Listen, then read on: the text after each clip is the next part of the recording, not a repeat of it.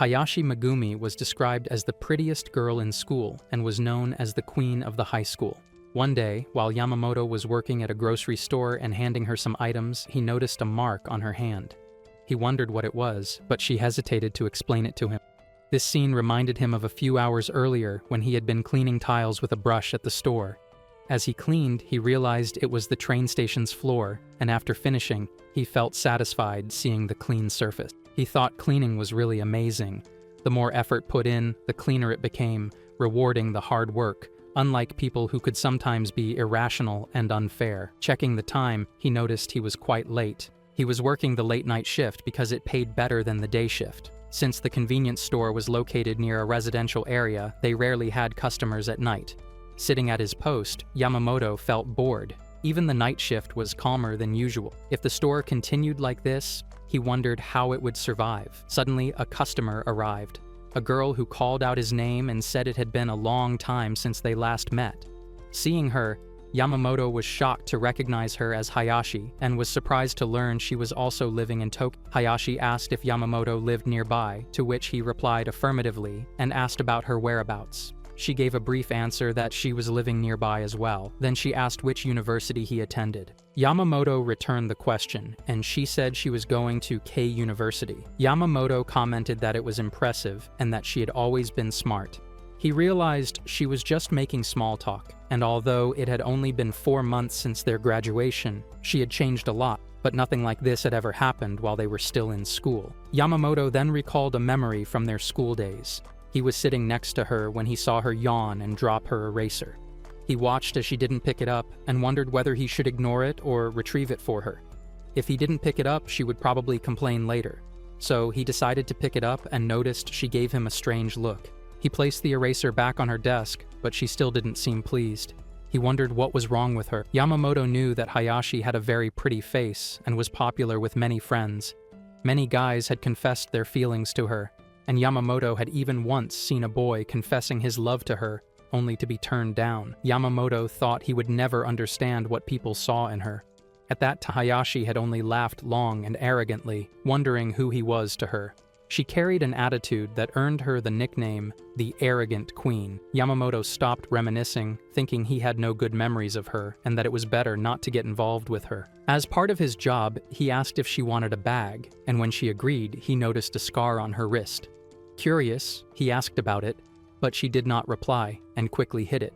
Yamamoto realized something was not normal, especially since she was wearing long sleeves in the middle of summer, which made him suspect she was hiding something serious. Eventually, she revealed that her boyfriend at home had hit her and that they were living together. Yamamoto wondered if that was too fast a relationship. She gave him an arrogant look and told him he said such things too often. Then she left. Yamamoto wondered if he had upset her again, as she was always someone who disliked him, but he kept thinking about her words that she had been hit by her boyfriend. He worried that she had shown him a vulnerable side and that if she returned home, she might be hurt again. Yamamoto called out to her, offering her to stay at his place for the night. She just glared at him. He asked her not to look at him like that because she was scary and assured her he had no intentions of anything else. If she didn't trust him, he said he could even give her a spare key and crash at an internet cafe. He urged her not to go home that night, or at least to talk to her parents about returning home. She then revealed that her parents had disowned her. Yamamoto was shocked to hear this. She explained that when she told her parents she was moving in with her boyfriend, they cut her off, which was also why she dropped out of college. Feeling bad for her, Yamamoto suggested again that she should not go home and that he would bring the spare key and text her his address. She replied that she wouldn't need the key and would wait until his shift ended. Yamamoto noticed her hands trembling. Yamamoto suggested that she read any magazine she wanted, mentioning that his shift would end in just 1 hour. He felt that she was not truly surrounded by people who loved her. After that, they both went to his place, which was very clean. Yamamoto invited her to sit down while he went to make tea. As he prepared the tea, he found it surreal that she was sitting in his room. Even though it had happened naturally, it was still an unusual situation, and he had no plans to do anything inappropriate. After serving her the tea, she said she couldn't believe she now owed him a favor. Yamamoto replied that he did not see it that way, and had only done what anyone else would do. She mentioned that the timing worked out well since they both needed time to cool off, adding that her boyfriend was currently in a very bad mood. She explained that he did not often hit her, only when work went badly or something else was wrong, and that she needed to support him better now. Yamamoto commented that this was not something she would have said back in high school. She told him to shut up, insisting that people had changed. Yamamoto thought it best to give her space, assuming it was a bad day for her. If that was true, he decided he should not send her back home. Instead, he suggested she stay at his place for the night so they could help each other when needed. She remarked that Yamamoto was saying things she hadn't heard from him since high school. Later, she agreed to take a bath and asked if he had any other clothes she could wear. He admitted he only had boys' clothes. While he was watching TV, she went to bathe, and he thought it felt strange, but that he should change as well. After some time, she came out wearing shorts and a t-shirt, commenting that his bathroom was very clean. Yamamoto was surprised to see that her arms and legs were darkened with injuries. She revealed that her situation was really bad and that her boyfriend was hopeless, sometimes becoming very serious. Yamamoto remarked that her toothbrushes looked very old, but she was not interested in discussing that. Instead, she wondered what she should do now. Yamamoto understood that she did not want him to get involved, but he suggested that she should not have to be with someone like that. She asked what he even knew about her situation. Yamamoto replied that even if he didn't know all the details, it was his opinion whether she wanted to hear it or not. He warned that if something ever happened to her and people asked why he did not stop it, he would be the one to blame. And he was saying all this for her own sake. Yamamoto mentioned that Hayashi's boyfriend also hit her when he was stressed, and despite that, she still thought about supporting him. He reflected that such selflessness was rare and not many people could live like that. Because of this, Yamamoto admitted that he used to hate her, feeling she was just being used by that boy. He even said that if the boy never thanked her and tried to ruin her, Yamamoto would not stop her if she wanted to leave him. When she began to cry, Yamamoto wondered if he had gone too far with his words. He told her everything reflexively, and it seemed that Hayashi was upset with him, but he felt there was nothing more he could do. She said that the situation really sucked and that she was getting sleepy. Yamamoto suggested she use his bed while he would sleep on the floor. As she lay down, he told her to take her time to think, and that there was no need to rush. She remarked that he sounded like a monk, which explained why he never seemed to understand such things. Yamamoto wondered if that was the reason he was still single. She lay down on the floor to sleep, thinking there was nothing more he could do. However, she suddenly asked if he wanted to do that, which confused him as he did not understand what she meant or if she was teasing him. Unexpectedly, she came over and lay down hugging him. Yamamoto wondered what he was even doing. She noticed he was still awake and touched his leg with her own, saying it was only a hug. He thought to himself that no one told her she could hug him and that she needed permission for that. He felt that something between them was off at that moment. Then she asked if he was still a virgin. When he denied it, she called him a liar, saying he was bluffing, which she found somewhat cute. He told her to shut up and gently grabbed her hand. She began to explain that her boyfriend had not been like that at the start. He had gone along with everything she wanted. However, once they started living together, he had changed. He would try to hit her whenever he was in a bad mood. His feelings towards her had become very confused, and he would say that she didn't even earn any money. When she offered to work, he questioned what a high school student could possibly do, which she found quite funny. She then asked Yamamoto to just go to sleep. Yamamoto remarked that Hayashi had been through a lot, and as he realized this, he fell silent. She asked him what was wrong, but he kept telling her to ignore it and try to sleep. She insisted that he tell her, calling him hopeless. Yamamoto wondered who she thought he was. She moved closer and said she hadn't heard that kind of concern in a long time. Since then, they had been living together. The next morning, Yamamoto woke up wondering why he was sleeping on the floor. Then he noticed Hayashi sleeping beside him and understood the reason for his position. He observed that she was still asleep and thought about how much she had changed since before. As he went to cook breakfast, Hayashi woke up. Yamamoto asked if her body was hurting now. She greeted him with a good morning and said her whole body was sore. Yamamoto reminded her that he had already told her to use the bed. She got up and told him there was no need to make a fuss. She asked if he could even cook, and he assured her that the food was already ready, asking her to wait a little. After he served the food, Hayashi found it really amazing. Yamamoto was using his phone and thanked her, to which she teased him about having terrible manners. He put his phone aside, thinking that since he lived alone, he tended to use it often. After she finished eating, she thanked him. Yamamoto admitted that he was just following instructions, and she told him not to ruin her compliment. She then tried to wash the dishes, but Yamamoto refused, saying she was a guest. She insisted it was repayment for the food and shelter, but Yamamoto shouted that it was unnecessary. She then asked if he had a hair tie. He said he only had a rubber band. She used the rubber band, but mentioned it hurt when tying hair with such bands. Yamamoto said he also had plastic hair strings if she preferred to use those. She agreed, tied her hair, and went to clean the dishes. Yamamoto realized that at least Hayashi seemed relaxed there. After finishing their work, they both sat down to talk, and Yamamoto tried to understand everything that had happened to her. She admitted that she was scared she might regret making the wrong choice. Yamamoto advised her to try to look at her situation objectively and then decide what she truly wanted to do. He told her that if she thought things through carefully, she would avoid regrets later. She wondered how he could be so sure about that. Yamamoto suggested that sometimes people get caught up in their emotions and lose clarity. Hayashi responded that saying she would never regret something seemed impossible. Yamamoto denied this and reassured her that she would be fine because things were simple. He was there to support her. She could not quite understand what he meant. He told her that if she was afraid to decide alone, she should talk to someone she trusted. She remarked that Yamamoto almost sounded dependable, but he denied it, admitting that he was just being selfish by pushing his opinions on her. She noted that Yamamoto always spoke in a roundabout way. Yamamoto then asked her to tell him about her relationship.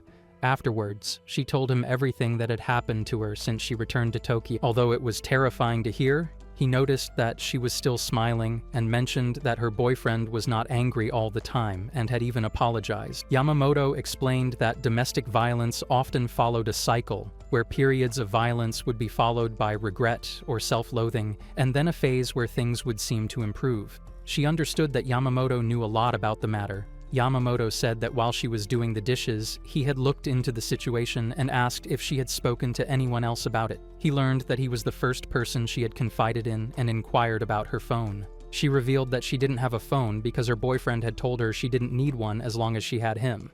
Yamamoto wondered if her boyfriend had broken her phone, to which she replied that she had lost all her contacts and that her boyfriend wouldn't allow her to get a new phone either, which was why she felt completely trapped. Yamamoto thought that he could at least tell himself that he had tried to stop her just to ease his conscience. But then he changed his mind and resolved that no matter what it took, he would make sure she broke up with her boyfriend, even if she ended up hating him for it. She said that even though her boyfriend hated her at times, he also had a sweet side where he became so cute that she hesitated to break up with him. Talking to Yamamoto helped her see things from a new perspective, and she felt that he was right. She felt that her boyfriend was using her to satisfy his possessiveness. Yamamoto mentioned that if she decided to take that step, the next thing would be to let him suggest something. He explained how abusers tend to cling tightly to their victims and expressed doubt that her boyfriend would accept a breakup easily. He warned that there was a chance her boyfriend might retaliate. That was why he proposed a plan to make her boyfriend want nothing to do with her. She didn't understand at first and wondered if Yamamoto was planning to confront or beat him. Yamamoto replied that would be too extreme and that first of all, there were practical matters they needed to take care of, such as going to the hospital and the police station. He suggested that they should report the charges against her boyfriend. He added that if the boyfriend was under police custody, it would be safer for her since he wouldn't be able to come near her. She hesitated and wondered if it was really okay for them to go that far. Yamamoto agreed and explained that even her parents had disowned her because of the boyfriend, which made her feel completely lost and abandoned. On top of that, her phone had been destroyed. All these things made him want to protect her. But despite everything, she did not want to involve the police. She expressed some concern, saying that leaving someone and filing charges were two different things. Yamamoto agreed that they didn't necessarily have to go to the police and reminded her that he was just someone she was talking to. Even if he thought it was the right move, it was natural for her to feel different. He asked if he could make one small request, that she take what he said seriously, and if she didn't like something, she should express it clearly in a more effective way. She mentioned that he could be a bit nicer, to which he wondered what kind of impression he was giving her. He then presented some possible options and suggested that she stay at his house for a few days. She found the idea pathetic and thought that he might have bad intention. He was shocked and assured her that he hadn't thought of such things. He told her that if she wanted, she could leave anytime. He also said that her boyfriend was probably out there acting like a maniac, searching for her at that moment. Because of that, he advised her not to leave the apartment for a while, which was why he had brought her there. He mentioned there were certain things she wouldn't need to do if she didn't want to, and wondered if she was misinterpreting his intention. She felt as though he wanted to use her body but told him it was okay since he was helping her. He then realized she was misunderstanding him. She again questioned if he wanted to use her body, but he asked her not to talk nonsense. He said that if she was okay with a one-night stand but didn't want to do it regularly, then it was different. He thought she was overthinking everything. He advised her not to agree to anything she didn't want to do. When she asked what he meant, Yamamoto pointed at her scar and said she needed to go to the hospital. She then understood what he was suggesting and agreed. Yamamoto also thought he might understand how the twin thought, since the full medical report had arrived, which helped him comprehend the situation better. He guessed she was still holding back because of her boyfriend, and wondered if it was easy for her to just let go. But since it was clear she had no intention of pressing charges at that moment, he simply commented that her outfit looked very good. They went shopping for clothes, and Yamamoto asked if she wanted anything. She hesitated because of money concerns, but Yamamoto assured her that he had some money and wouldn't buy everything for her. She replied that she would definitely pay him back, but couldn't promise when. Yamamoto said that was perfectly fine. Later that night, while she was sleeping on the bed, they went to buy undergarments for her. The next morning, Yamamoto was sitting on the floor feeling sore. He decided to buy a futon since he still had time before his classes and planned to do some morning cleaning. While cooking, he thought it would be better to let her sleep peacefully while she was at his house. So he prepared a meal for her and left, feeling that skipping his morning cleaning routine didn't feel quite right. When Yamamoto returned, he brought the futon, thinking he would finally be able to sleep comfortably that night. As he approached his house, he smelled the food and announced that he was back. Hayashi was preparing a meal and asked if he liked hamburger steak. He replied that she didn't have to wait and cook for him, as he could have made dinner himself when he got back. She insisted that he at least let her do it. Yamamoto complimented her, saying she was really good at cooking. She revealed that she had plenty of practice and then asked if he liked hamburger steak or not. He gave a hesitant answer, saying he didn't hate it. After finishing his tasks, Yamamoto noticed that she wanted to talk to him after dinner. They sat down to eat together, and Yamamoto found the meal delicious. When he offered to clean the dishes afterward, she refused, saying she wanted to move around a bit and take care of the chores. He wondered if she planned to go out that day and thought it sounded like something a possessive boyfriend would forbid her from doing.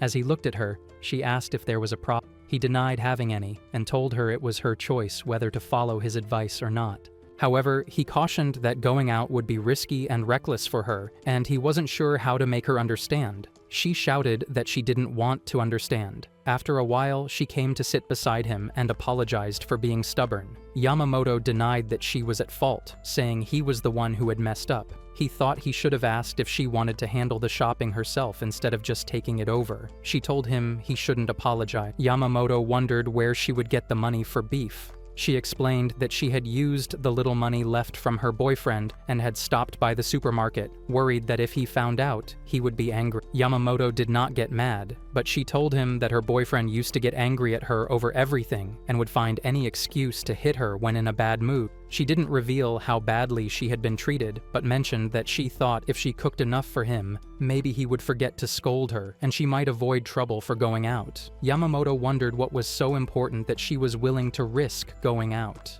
She replied that this was exactly what she wanted to talk about, that she wanted to get a part-time job. Yamamoto thought that might be a good idea, but felt it wasn't the right time. He asked if it was really urgent for her to start working. She said that if she didn't get a job, she would become a burden on him. She wanted to pay back the money he had spent on her, but wasn't sure when she could do that. She added that in a few months, she would probably burn through his savings and didn't want to keep being a burden to him. Yamamoto then understood how she felt and realized that if something happened, it might already be too late. He told her that there was nothing else to do, and that if her boyfriend found her, it would be over. Yamamoto thought there were many ways to avoid such risks, so he wondered why she was talking like that. Yamamoto didn't understand at first how simple it was to avoid risk. Just staying in the apartment until things calmed down was all she had to do. Yet, she also understood this and still put herself in danger to do the job. He wondered if she was really doing all that just for him. He looked at her and recalled how brutally she had been tortured, and how the once strong-willed queen had become completely helpless. All of this had happened within only 4 months since graduation, and 3 months since the university had started. She had met a boy and started living with him not long ago. He then took out his phone to show his bank balance, explaining that there was 1.5 million yen in his account, which was all the savings he had accumulated since high school through part-time work and other efforts. He said he hadn't spent much, so the money had just piled up. He also showed his household budget app, which tracked money coming from his scholarship and part-time job, while his rent was covered by his parents. He had been able to save a lot, and with her living there, the only real increase was in the food bill. He said that as long as she planned to pay him back eventually, covering her wasn't a big deal, and she basically didn't need to work. When she said that the money was all his earnings, he told her to use it however she wanted. She still hesitated because she felt there was no reason for him to spend money on her and accused him of being a liar. Even though he insisted he wasn't lying, she kept shouting that he was. She said if she gained nothing from the arrangement, he had no reason to take her in and might just get caught up in the trouble she brought along. She argued that he had no reason to keep her there. He already suspected that her reason for looking for a job wasn't entirely genuine. It was partially true, but the other half of her motivation was to reclaim the dignity that had been taken from her. He told her there was a reason why he wanted her to stay there. She continued calling him a liar, and Yamamoto wondered if she disliked doing the household chores by herself. With school and work piling up, it helped to have someone else take care of those tasks. He was a man of precision. If he saw even a little dust on the TV, he would clean the whole room. If he found a water stain, he would scrub the entire area. Since he had school and a part-time job, he didn't have enough time to clean properly. She asked if he thought she should do all those chores. He denied it, saying cleaning was his responsibility, almost like a hobby and a purpose in life. If she did everything except the cleaning, he could focus on it 100%. That, he said, was more than enough reason to lend her the money. She called that a dumb reason. Yamamoto mentioned that the hamburger she made was really good, and he thanked her for it. Hayashi said she might be causing him problems, but he replied that was what living together meant. He told her she should just stay there without looking for a job. After a while, she said she would pack a bento for him to take to school. He wondered why she was doing that.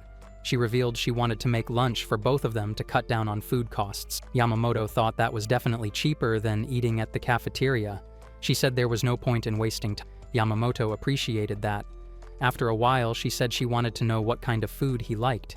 Hearing that, he also stopped. The next day, when Yamamoto woke up, he noticed that his body wasn't hurting thanks to the futon. He saw that it was 4:30 a.m., and he thought waking Hayashi would be rude.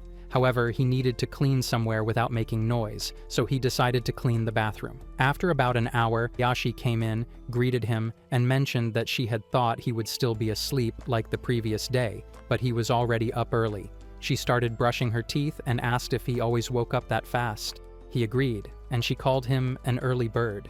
He understood she was still half asleep because she had said similar words earlier. She then wondered if he had always been an early riser in high school as well, and he confirmed that he had. She repeated the teasing nickname Early Bird as she went to prepare breakfast, telling him to wait.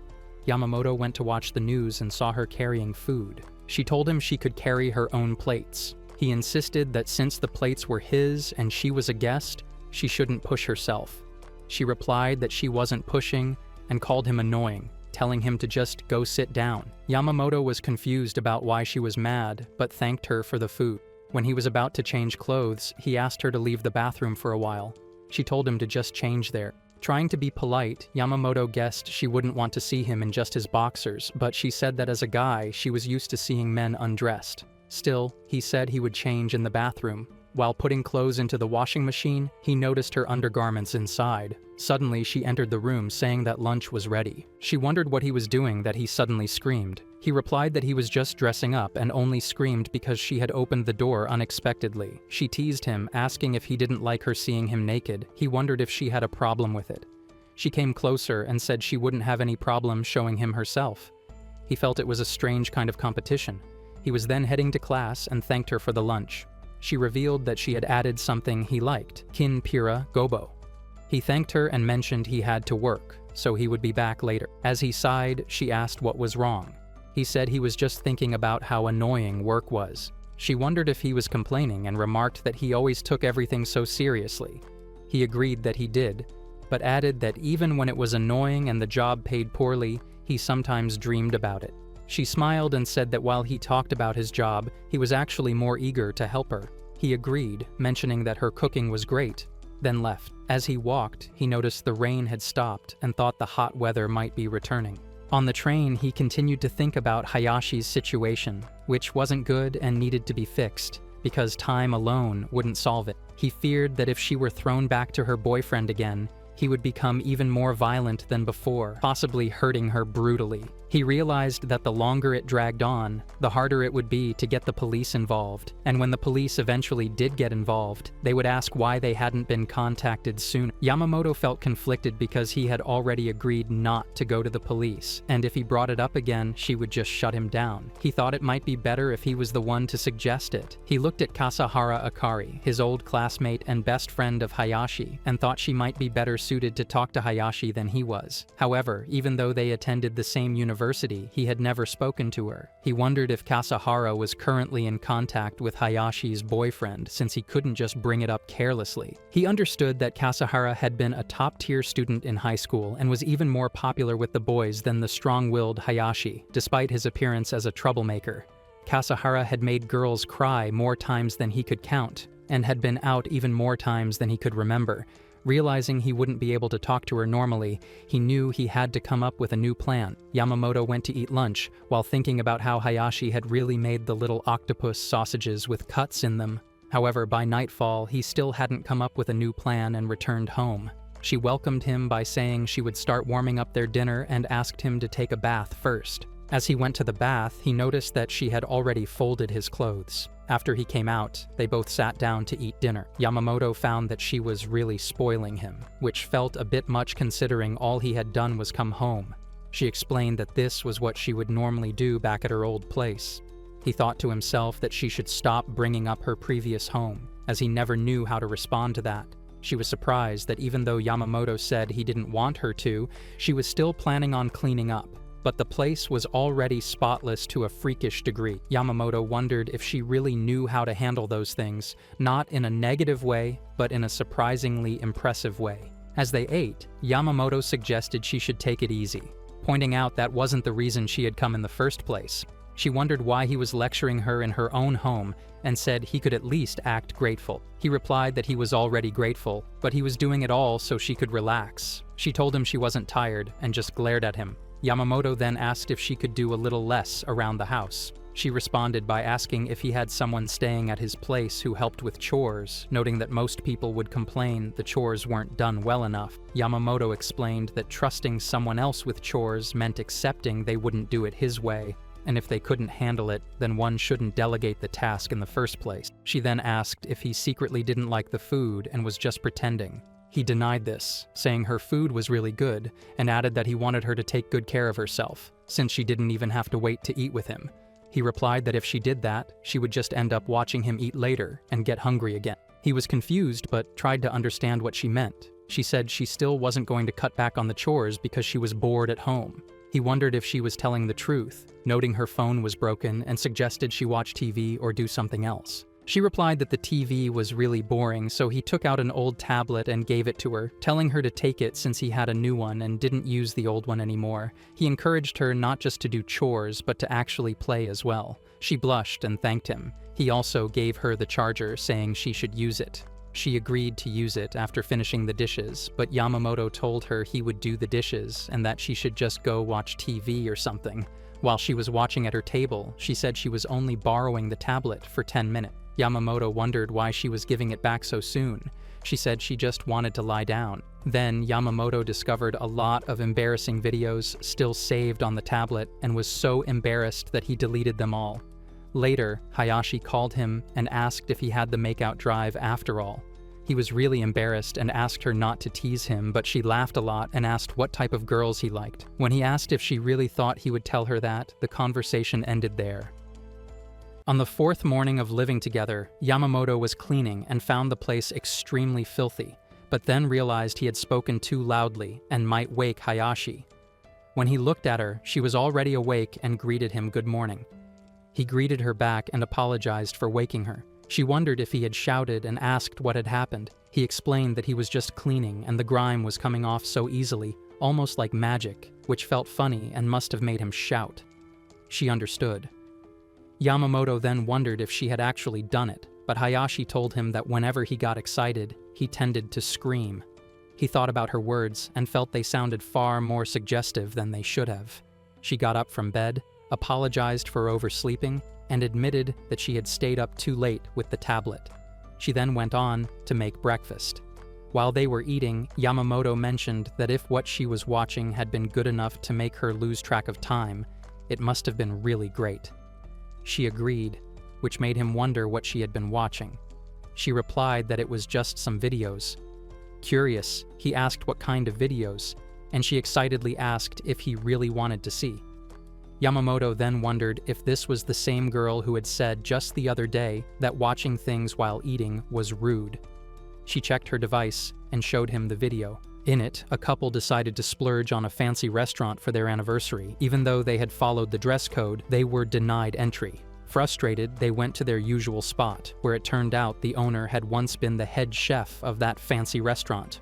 That owner then scolded and fired the rude employee.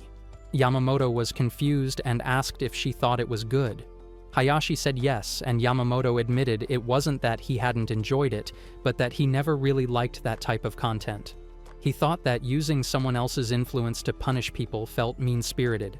He reflected that asking for help wasn't wrong, but wondered why the main characters never said outright that they wanted to make someone pay, and instead simply complained until someone else conveniently stepped in with no responsibility on their part. He felt such stories came across as lazy and cheap. He checked the video history and saw that it was completely filled with the same type of videos, which showed how excited Hayashi had been. She asked if he was surprised about that, and, seeing his confusion, further asked what part of the video he had found interesting. She looked at him with sparkling eyes, waiting for an answer. He stayed silent, and she sat awkwardly, asking if he hadn't liked it. He hesitated before saying it wasn't like that. He had just been thinking about how foolish the waiter had been for not being able to read the room. She yawned and remarked that he understood it perfectly. Then she agreed to meet later. As Yamamoto left the house, he wondered if perhaps Hayashi wanted deep down to punish her ex, which could explain her obsession with such videos. He thought that maybe he could convince her to go to the police station again. At the same time, he didn't want it to turn into one of those stories where someone else fixed everything. He wanted her to take the step herself. He also wondered where her ex was, since it had already been 4 days since she had left him, which meant he must be looking for her. Yamamoto realized that the sooner the situation was resolved, the better it would be. He thought that, if necessary, he would ask Kasahara about it. He remembered knowing this the previous day, but still had not spoken to her, and he doubted he would be able to find her in the whole school. Exhausted, he returned home, thinking that the only time they had seen each other was in French class, which was too little progress for the day. As he approached his house, he noticed that the lights were already off. He remembered that she had gone out the other day and wondered if her ex had seen her then. The thought of her ex following her to discover where they were living made him anxious. Worried about her, he rushed to check. Yamamoto came in through the door and found Hayashi asleep, which made him feel relieved.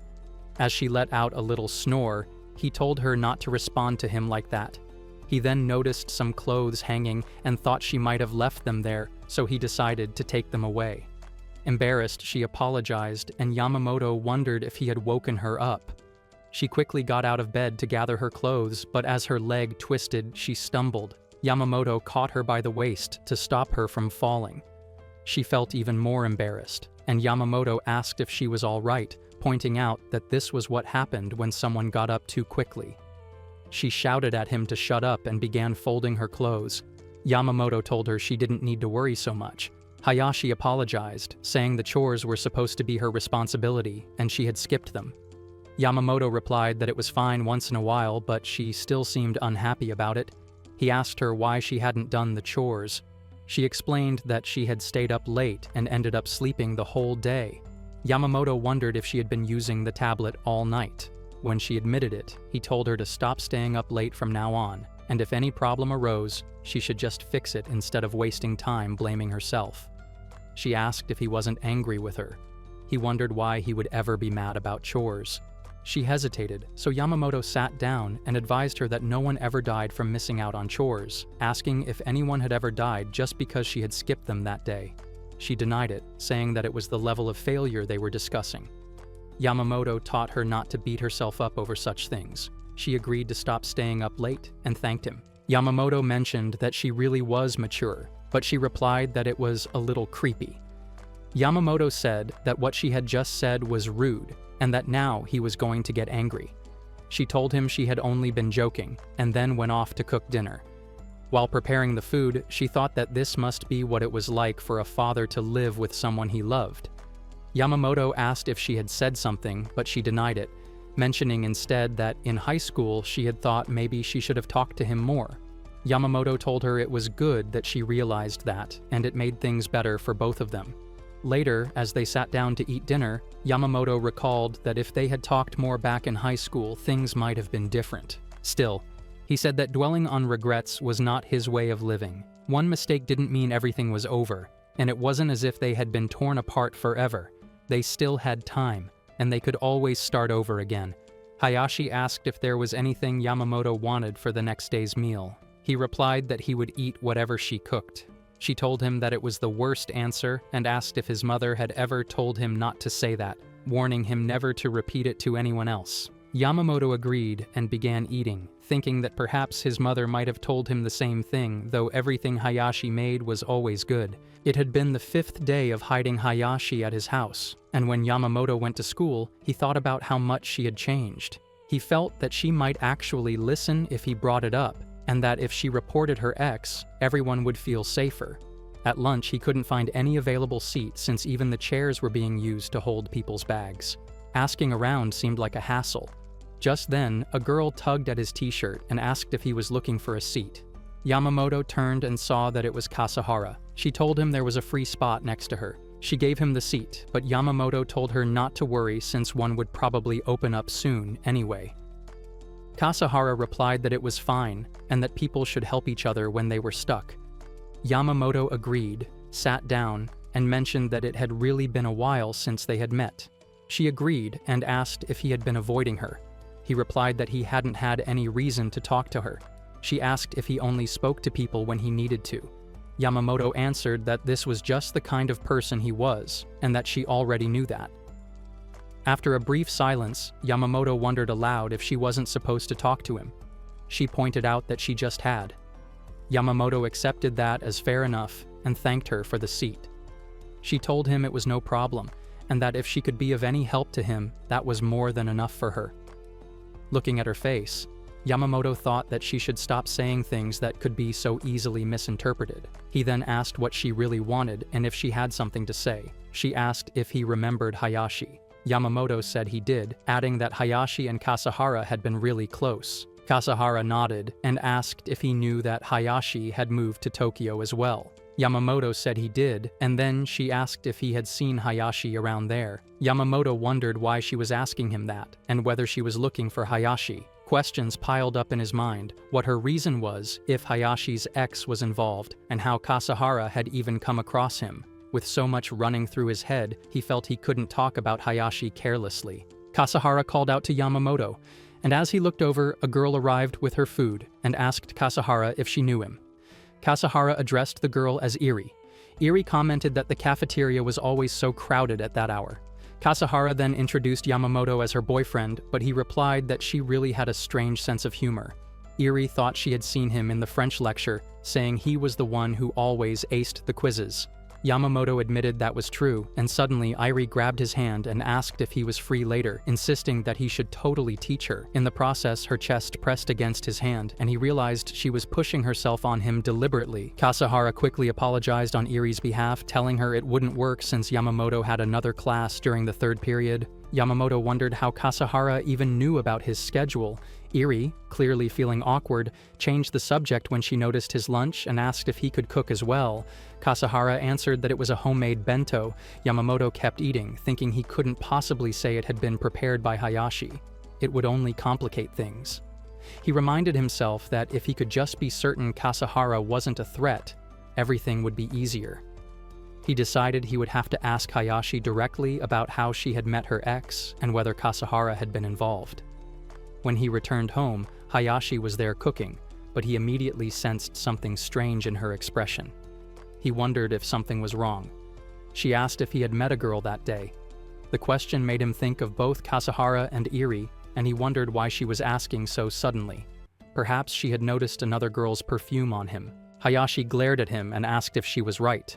Yamamoto admitted it, but asked what it would matter if he had.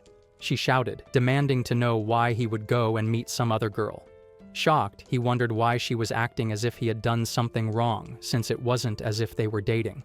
Hayashi, however, grew disappointed and said she was just a stranger to him, someone who had no right to care about which girls he met. She insisted that whoever Yamamoto chose would surely be better, smarter, and sweeter. Everything she herself wasn't. Yamamoto was bewildered, wondering what she was even talking about, and asked if she didn't think the whole situation was strange. Hayashi agreed, saying they weren't a couple anyway, so why was she even staying there?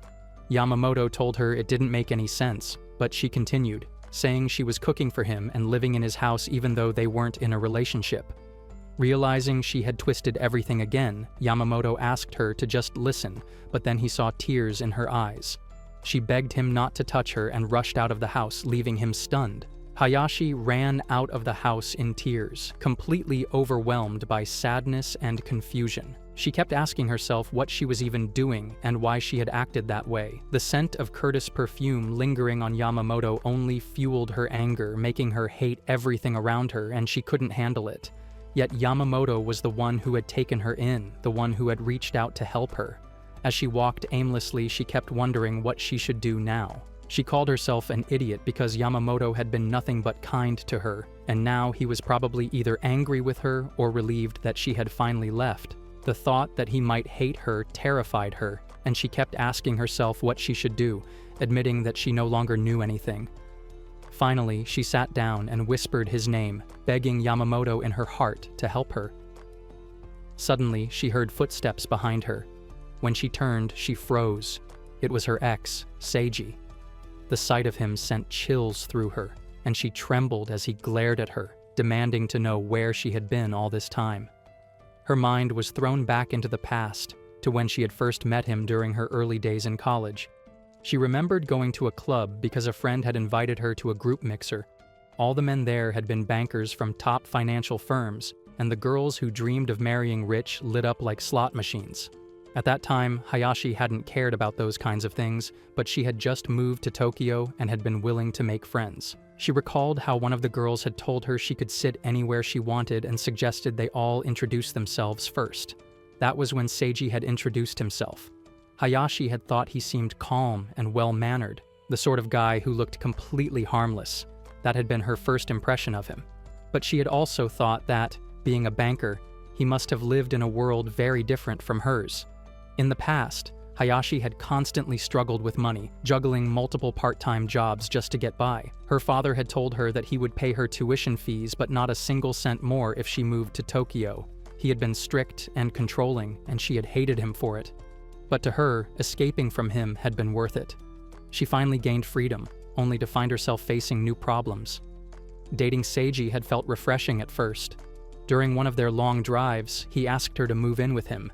She had thought of it as gold digging, something she couldn't completely deny, and in the end, it left her with the short end of the stick. Once they moved in together, Seiji began criticizing her constantly. He would complain about dinner, telling her she should just put away store-bought meals again because her cooking had no taste. He accused her of lying around all day and demanded that she stop cutting corners. She apologized, saying she hadn't meant to upset him and promising not to repeat her mistakes, but even then, she ended up being beaten. She remembered one time when she had put effort into cooking a meal, only for him to sneer that she could do better, dismissing it as barely edible. Afterward, he left for work while she wished him good luck, only to spend the rest of the day dreading his return. She lived in constant fear, thinking that one day she would no longer be able to take it and would leave him for good. But the truth was, she had nowhere else to go. It was during that time, while wandering aimlessly, that she came across a small store. Stepping inside, she unexpectedly met her old classmate, Yamamoto. Seiji again asked Hayashi where she had been all that time, saying it was fine now that he had finally found her and that he had been so worried. Trembling, she muttered an apology. As he stepped closer, telling her to come back home with him, she instinctively hesitated and stepped back. He demanded to know what kind of face she was making and reminded her that she had nowhere else to go but his place. At his words, memories of all the torment he had put her through came rushing back. She was terrified of him, yet the truth was she really had nowhere else to go. She had nothing left, no other choice. At least that was what she had once believed. She remembered how he used to tell her that if she only focused on cooking and cleaning, he would be able to concentrate on his own work. He would eat whatever she prepared, no matter how tasteless. She thought about how different Yamamoto had been, how he had given her value as a person. For a moment, she desperately wished she could go back to him, but then she turned away, thinking that Yamamoto would never help her again. He wasn't going to come to her rescue. After all, she had been the one who had pushed his hand away. His words echoed in her mind, asking her what it was she truly wanted to do. The answer weighed heavily on her. She had to make a choice. With sudden resolve, she faced Seiji and told him she was not going back with him. Shock crossed his face. She continued, warning him that if she didn't involve the police, he should leave her sight immediately. He stared at her in disbelief, saying he didn't understand. She demanded if he even realized how much she had suffered because of what he had done to her. He shook his head and apologized in a vague tone, saying he was sorry if he had hurt her. Her voice broke as she asked him what exactly he was apologizing for. Was it for hitting her? He muttered that it was only for hitting her sometimes. Furious, she shouted back that beating her every single day was what he called sometimes. Seiji told her that she wasn't completely innocent. Hayashi was stunned to hear that. He went on, saying she had never listened to anything he told her, and that was why he had become irritated. According to him, it was all her fault. She shouted back that she had tried so hard to meet his demands, that he had told her to be a housewife, and she had even dropped out of college for that. She demanded to know what more he wanted from her. Seiji sneered, saying she had never contributed a single cent to the household and that her cooking had been so terrible every night was torture. Even frozen food would have been better, he said. He reminded her that regardless of whether she returned or not, he had plenty of replacements waiting. She, on the other hand, had nothing. No money, no place to live, not even a degree. Yet she still dared to get aggressive and hysterical. He declared that he was the only one who would ever tolerate her, and she should realize that. Hearing those words, Hayashi thought bitterly that she had devoted herself to a man who saw her as nothing more than disposable. Seiji suddenly grabbed her hand to drag her away. She resisted, trying to pull back, but his grip only tightened. She begged him to let her go, but he refused. In that desperate moment, all she could think of was Yamamoto, if only he could help her. And then, as if answering her silent plea, Yamamoto appeared. He stepped in, forcing Seiji to release her hand, and told him firmly that Hayashi clearly didn't want to go with him. Tears welled up in Hayashi's eyes the moment she saw Yamamoto standing there for her. Hayashi thought that Yamamoto really seemed to be looking out for her at that time. Seiji wondered what was going on there. Yamamoto mentioned that Seiji was trying to drag Hayashi away like that, and asked if he truly realized how overlooked that crime was. Seiji apologized for the misunderstanding and said they were a couple. Yamamoto wondered about it and pointed out that Hayashi surely didn't seem happy to see him, telling Seiji to notice it himself. Seiji replied that Hayashi sometimes got hysterical, which was a bit embarrassing. Yamamoto remarked that even so, Seiji seemed to be saying some very concerning things. Seiji apologized, admitting that he couldn't take it anymore even though he was used to it. Yamamoto wondered if it was just a lover's quarrel, and when Seiji agreed, Yamamoto said it didn't sound that way to him. He added that he had heard a lot of disturbing things, including talk about hitting and worse. Seiji wondered if the outsider couldn't just mind his own business, but then pointed out that it was Hayashi and him who had that screaming match in public. He then shouted that Yamamoto should shut up because Hayashi was simply having one of her episodes, but he still loved her, and that was all that mattered. Yamamoto wondered if that was really true. Hayashi thought that Yamamoto was lying, and there was no way he would fall for such a shallow excuse. Seiji then said that he was right and it wasn't something for an outsider to interfere in. Finally, he believed Yamamoto had understood, but Yamamoto suggested that they should call the police. Seiji was shocked and wondered why they would need to do something like that. Yamamoto reminded him that he had been the one to say earlier that outsiders should stay out of it, so since he clearly had his own side of the story, the police could sort everything out fairly. Seiji insisted that they shouldn't have to go that far. Yamamoto pointed out that they had both been screaming at each other in the middle of a quiet neighborhood, which was exactly the kind of situation that warranted a police call. Suddenly, Hayashi noticed a few people had gathered behind them. Seiji argued that it wasn't so serious, but Yamamoto told him he was repeating himself and insisted that if he was truly trying to resolve the situation and had a case to make, then involving the police would be the best course. If he had other reasons for not wanting that, then it was something else entirely. Seiji quickly denied it, but Yamamoto mentioned the bruises on Hayashi's arms. The people who had gathered also began wondering if they should call the police, but Seiji excused it by saying that Hayashi had simply fallen. Yamamoto then pointed out the marks on her legs, some fresh and some healing. Irritated, Seiji snapped that she had just tripped. Yamamoto questioned why he never helped her if she kept falling like that. Seiji shouted, demanding to know what business it was of Yamamoto's, insisting that he and Hayashi were a couple who lived together because they loved each other, and what they did was none of his concern. Yamamoto glared at him and asked where he had been and what he was doing while she was missing. Seiji replied that he had been looking for her. Yamamoto pressed further, asking if he had filed a missing persons report. When Seiji hesitated, Yamamoto remarked that if he was truly worried, he should have done so. Seiji answered that he couldn't because he was too busy. Yamamoto shouted, demanding what could be more important than Hayashi's safety. He accused Seiji of failing to protect her, blaming her instead, and said that such behavior was not love, but nothing more than a childish power trip to make himself feel superior. Hayashi thought that Yamamoto was doing all this for her, channeling his anger at someone else. Seiji bowed his head and apologized, admitting that sometimes he lost control and couldn't help himself. Hayashi understood what he was doing, but still recognized it as wrong.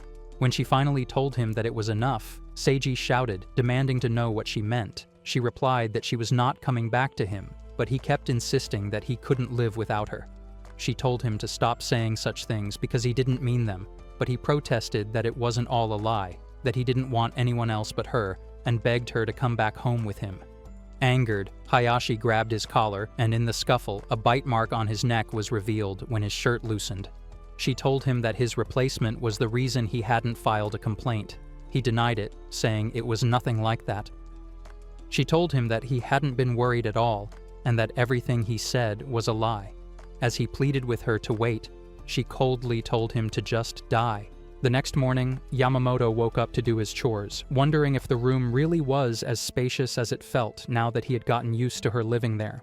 Afterward, he kept watching TV, thinking about when she would come back and wishing she would just return home already. At 11:39 a.m., she finally arrived. Yamamoto remarked that she had taken such a long time. She didn't say anything and looked different, so he asked what was wrong and whether something had happened again. He recalled how, the night before, the police had broken up their scene, and the moment the siren rang out, her ex had immediately run away. Yamamoto had been planning to go to the station with her, but the police had sent him home, leaving him with no idea what had happened afterward. He led her inside, but she only asked if he was really sure. Once she stepped in, Yamamoto wondered why she didn't just hop into the shower, as it might help clear her mind a little.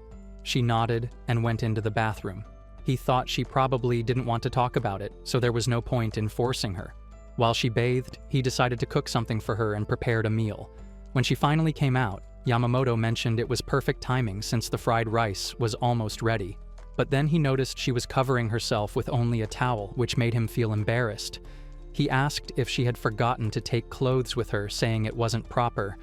Suddenly, she dropped the towel, and he immediately called her an idiot as he shut his eyes.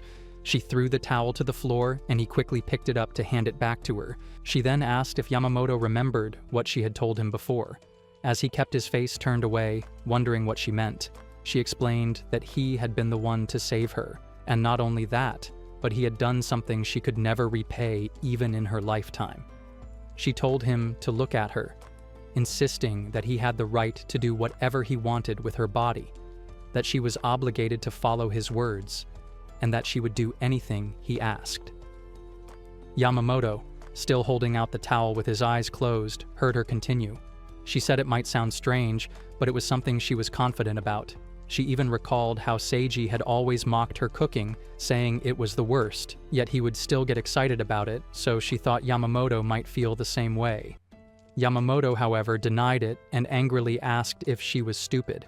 He asked if she was trying to turn him into the same kind of person as Seiji, someone who would control her, hit her, and treat her that way. He said that if he did any of that, then he would lose the right to look down on Seiji. She questioned what kind of logic he was even talking about. Yamamoto replied that it wasn't about logic, but about how things truly worked, and he told her firmly to put on her clothes. She wondered aloud what that was supposed to mean, and then tears welled up in her eyes. She began crying heavily, asking why he was always so kind to her. The tears grew heavier, and Yamamoto was shocked to see that she was genuinely crying like that.